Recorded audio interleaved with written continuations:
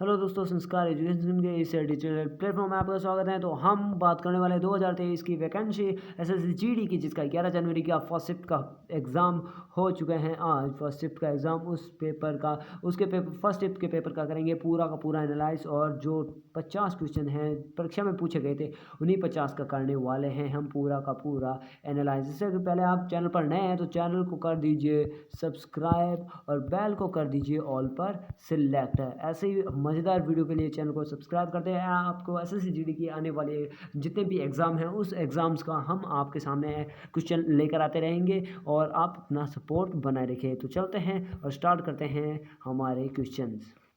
तो हमारा पहला क्वेश्चन आया था, वो था कैल्शियम कार्बोनेट का फॉर्मूला क्या था। यानी कैल्शियम कार्बोनेट का फॉर्मूला क्या था, तो इसका फॉर्मूला था CaCO3। उसके बाद में पूछा है मयंक किसका पर्यायवाची है। तो मयंक तो आपके मतलब किसका है, तो मयंक पर्यायवाची हैं आपके चांद का इस मतलब अगर बात करें यूनिवर्स में सबसे ज़्यादा अगर किसी के पर्यायवाची हैं तो वो हैं आपका चांद से ज़्यादा किसी के भी पर्यायवाची नहीं है। उसके बाद में नेक्स्ट क्वेश्चन आया था, फीफा वर्ल्ड कप 2022 कहाँ पर आयोजित हुआ था। तो कतर में आयोजित हुआ था, और ये जीता था अर्जेंटीना ने। अर्जेंटीना के जो कप्तान थे वो थे लियोनेल मेसी, और उसके सामने था फ्रांस।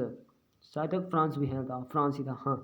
तो चलते हैं नेक्स्ट क्वेश्चन क्या था, अनुच्छेद 61 किससे रिलेटेड है। यानी आर्टिकल 61 है वो किससे रिलेटेड है, तो वो है राष्ट्रपति पर महाभियोग लाने से रिलेटेड हैं। चलते हैं नेक्स्ट क्वेश्चन की ओर। थोड़ा इसे छोटा कर लेते हैं ताकि दिखाई दे आपको पूरा।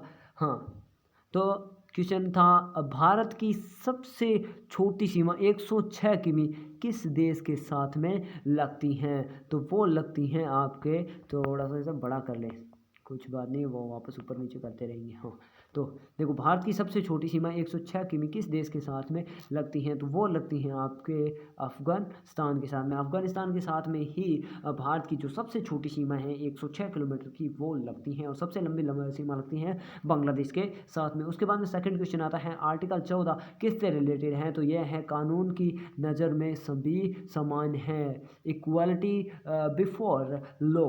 यानी कानून की नज़र में सारे के सारे समान हैं। उसके बाद में अगला क्वेश्चन आता था, गांधी इवरिन समझौता कब हुआ था, तो ये हुआ था आपके 1931, और डेट भी अगर बात करें तो ये हुआ था आपके 5 मार्च को।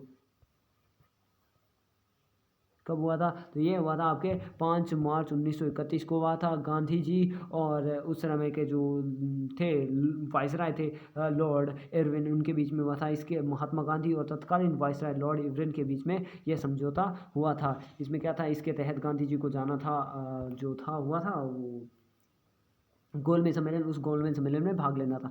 उसके बाद में नेक्स्ट क्वेश्चन आता है, राष्ट्रमंडल खेल 2022 में भारत ने कुल कितने पदक जीते थे। तो भारत ने इसमें जीते थे 61 पदक। कुल कितने पदक, तो भारत ने कुल 61 पदक जीते थे। यानी ये जितने भी करंट के क्वेश्चन आ रहे हैं वो हमारी जो पिछली क्लास है उसमें मैंने ना वो सारे क्लियर कर दिए। आप एक बार जाकर उस वीडियो को भी देख ले, उसमें आपके सारे के सारे जो करंट के हैं स्पोर्ट्स से रिलेटेड जितने भी डाउट हैं वो आपके क्लियर होने वाले हैं। उसके बाद में आता था यानी इसमें जीते थे 61, और नंबर 1 पर रहा था ऑस्ट्रेलिया, और भारत का स्थान रहा था नंबर 4। उसके बाद में नेक्स्ट क्वेश्चन आता है, वर्षा मापने का यंत्र है उसे क्या कहते हैं, तो इसे कहते हैं हेटोमीटर। क्या कहते हैं, हेटोमीटर। उसके बाद में आता है, आरबीआई की स्थापना कब हुई, तो आरबीआई की स्थापना हुई थी 1 अप्रैल 1935 को। ये कहाँ पर हुई थी, कोलकाता के अंदर। यानी 1935 को ही बैंकों का राष्ट्रीयकरण हुआ था, इसी दिन आरबीआई की आपकी स्थापना हुई थी। यानी आरबीआई की स्थापना हुई थी आपके 1 अप्रैल 1935 के दिन हुई थी। उसके बाद में आता है, नवी अनुसूची का संबंध किससे है। यानी नवी अनुसूची है उसका संबंध किससे है, तो उसका संबंध है न्यायिक दायरे से बाहर के विषय। यानी वो विषय जो न्यायिक दायरे से बाहर हैं उन पर जो है नवी सूची का संबंध आता है। उसके बाद में आता है आपके राष्ट्रीय उद्यान से, काजीरंगा राष्ट्रीय उद्यान कहाँ पर स्थित है, तो काजीरंगा राष्ट्रीय उद्यान है वो आपके स्थित हैं असम के अंदर। कहाँ पर स्थित है, असम के अंदर काजीरंगा राष्ट्रीय उद्यान स्थित हैं। उसके बाद में नेक्स्ट क्वेश्चन आता था, पानीपत का प्रथम युद्ध क्या था। नेक्स्ट क्वेश्चन आता है आपका हाँ सॉरी, पानीपत का प्रथम युद्ध कब हुआ था? तो पानीपत का प्रथम युद्ध हुआ था 1526 में, दूसरा युद्ध हुआ था 1556 में और तीसरा युद्ध हुआ था 1761 के अंदर। यानी पानीपत की 3 लड़ाई है, 1526, 1556 और 1761 में। उसके बाद में नेक्स्ट क्वेश्चन आता है, चमकीला ग्रह किसे कहते हैं? यानी शुक्र ग्रह, शुक्र यानी वीनस ग्रह को ही क्या कहते हैं? आपके चमकीला ग्रह कहते हैं। उसके बाद में मछली का पर्यायवाची क्या है? तो मछली का मीन है और मत्स्य भी मछली का ही पर्यायवाची है। उसके बाद में नेक्स्ट क्वेश्चन आता है, गंगा का पर्यायवाची क्या है? यानी गंगा का पर्यायवाची, उसके बाद में आता है गंगा का पर्यायवाची। गंगा का पर्यायवाची क्या है? तो गंगा का पर्यायवाची है आपके देवसरी, देव नदी या फिर मंदाकिनी, यानी देवसरी, देव नदी या मंदाकिनी। उसके बाद में पक्षी का पर्यायवाची क्या है? ये हिंदी से आई क्वेश्चन है। पक्षी का होता है परिंदा, होता है पंछी, होता है द्विज, होता है खग, होता है और चिड़िया। ये सारे किसके हैं? तो ये सारे आपके हैं तो पक्षी के पर्यायवाची हैं। किसके हैं? पक्षी के पर्यायवाची। उसके बाद में गंगा गई, यहाँ पर गई नहीं, गया होगा, गया, गंगा गया, गंगा गए, सॉरी, गंगा गए, गंगादास, जमुना गए, जमुनादास। इसका अर्थ क्या होगा? तो इसका अर्थ होगा कोई सिद्धांत नहीं, मतलब इस बात का कोई भी सिद्धांत नहीं निकलता। नेक्स्ट क्वेश्चन आता है आपके, लाला लाजपत राय कहाँ से थे? तो लाला लाजपत राय थे पंजाब के मोगा, मोगा जिला था और मोगा जिले में हुआ था इनका जन्म। तो मोगा जिले के थे, पंजाब से थे और पंजाब के मोगा जिले में 1865 में हुआ था इनका जन्म हुआ था। कब हुआ था? तो 1865 में हुआ था इनका जन्म। उसके बाद में अगला क्वेश्चन आता है आपके गवर्नर से रिलेटेड। भारत के वर्तमान गवर्नर कौन है?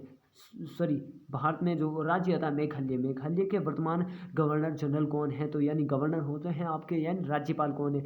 तो मेघालय के वर्तमान गवर्नर हैं आपके बीडी मिश्रा, बीडी मिश्रा। यानी ये एक के नहीं, इनका अतिरिक्त भार भी, ये राज्यपाल के साथ साथ दूसरा पद भी या दूसरे राज्य का भी पद संभाल रहे हैं। उसके बाद में नेक्स्ट क्वेश्चन था आपके, निरक्षर का विलोम शब्द क्या है? निरक्षर का होगा आपके साक्षर।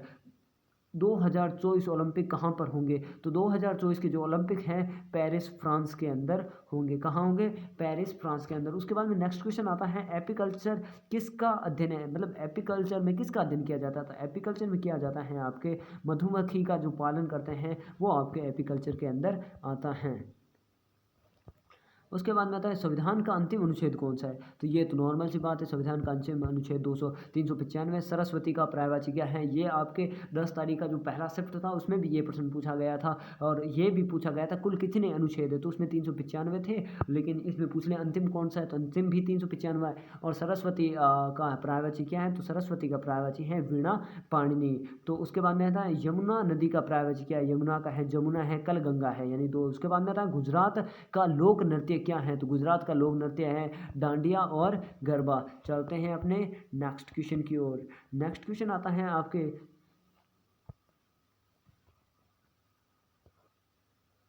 हाँ, नेक्स्ट क्वेश्चन आता है आपके, शास्त्रीय नृत्य के संस्थापक कौन थे? तो शास्त्रीय नृत्य के संस्थापक थे श्रीमंत शंकर देव। कौन थे? श्रीमंता शंकर देव। शास्त्रीय नृत्य जो कि अपने कहते हैं क्लासिकल डांस, क्लासिकल डांस के जनक कौन है या फिर संस्थापक कौन है? तो वह है श्रीमंता शंकर देव। उसके बाद में जोगन नृत्य किस राज्य का है? तो जोगन नृत्य आपके आता है मणिपुर का है। 2011 की जनगणना के अनुसार किस केंद्र शासित प्रदेश का लिंगानुपात सबसे ज़्यादा था? तो वो था आपके पुडुचेरी का। किसका? पुडुचेरी का था 1038। और किस राज्य का लिंगानुपात सबसे अधिक था? तो वो था आपके केरल का 1084। यानी जो केरल है वहाँ पर 1000 पुरुषों पर 1084 महिलाएं हैं और पुडुचेरी में 1000 पुरुषों पर 1038 महिलाएं हैं। आगे देखते हैं, आगे आता है सबसे कम लिंगानुपात किस केंद्र शासित प्रदेश में? तो दमन व दीव में है। कितना है? 618। उसके बाद में राज्य का पूछ ले तो आता है आपके हरियाणा। कौन आता है? हरियाणा। और कहाँ कितना है? वहाँ पर हैं आपके 866, शायद तक 866 के अराउंड हैं। उसके बाद में देखते हैं नेक्स्ट क्वेश्चन। नेक्स्ट क्वेश्चन है, टका सा जवाब देना, यानी साफ इनकार कर देना, एकदम साफ मना कर देना होता है टका सा जवाब देना, साफ इनकार कर देना। उसके बाद में आता है, त्रिशंकु का अर्थ क्या है। यानी निराधार और लटका हुआ, त्रिशंकु का अर्थ होता है निराधार या लटका हुआ, जिसका कोई अर्थ नहीं हो और वो लटका हुआ रहता है। तो आज के लिए इतने ही। अगर वीडियो आपको अच्छा लगा तो वीडियो को क्या करेंगे आप, वीडियो को कर दीजिए एक लाइक और चैनल को कर दीजिए, पहली बार आ रहे हैं तो चैनल को कर दीजिए सब्सक्राइब और बेल को कर दीजिए ऑल पर सिलेक्ट। जय हिंद, जय भारत, वंदे मातरम। और मिलेंगे अगले वीडियो में, तब तक के लिए जय।